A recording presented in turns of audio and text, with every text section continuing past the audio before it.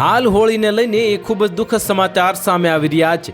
સુરેન્દ્રનગર જિલ્લામાં ધૂળેટીના દિવસે ખૂનની હોળી ખેલાઈ હોવાની ઘટના સામે આવી છે, જેમાં થાનના સરોળી ગામે યુવકની હત્યા કરવામાં આવી હતી અને ગળાના ભાગે છરીના ઘા ઝીંકી અને યુવકની કરપીણ હત્યા કરવામાં આવી છે।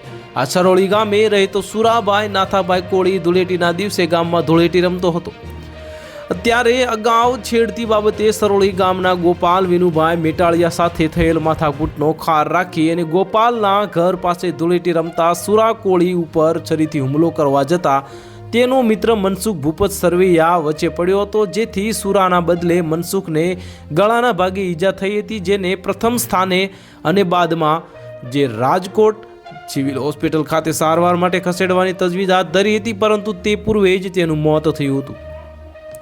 બનાવની જાણ થતાં થાનના પીઆઈ વી.કે. ખાંટ સહિતનો સ્ટાફ સરોળી ગામે દોડી ગયો હતો અને હોળી ધૂળેટીના તહેવાર સમયે જ હત્યાની ઘટનાથી સમગ્ર પંથકમાં ચકચાર મચી જવા પામી છે।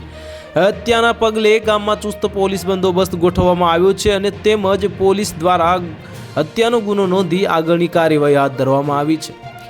પોલીસને પ્રાથમિક તપાસમાં જાણવા મળ્યું છે કે મૃતકના સુરા કોળીએ અગાઉ ગોપાલ વિનુભાઈ મેટાળિયાની બહેન હેતલની છેડતી કરી હોય, જે બાબતે બંને વચ્ચે માથાકૂટ થઈ હતી। જો કે તે સમયે સમાધાન થઈ ગયું હતું। ગઈકાલે સુરો ધૂળેટી રમવા ગોપાલના ઘર પાસે આવ્યો હોય, જેથી જૂના મન દુઃખનો ખાર રાખી અને ગોપાલે છરીથી સુરા કોળી ઉપર હુમલાનો પ્રયાસ કર્યો હતો।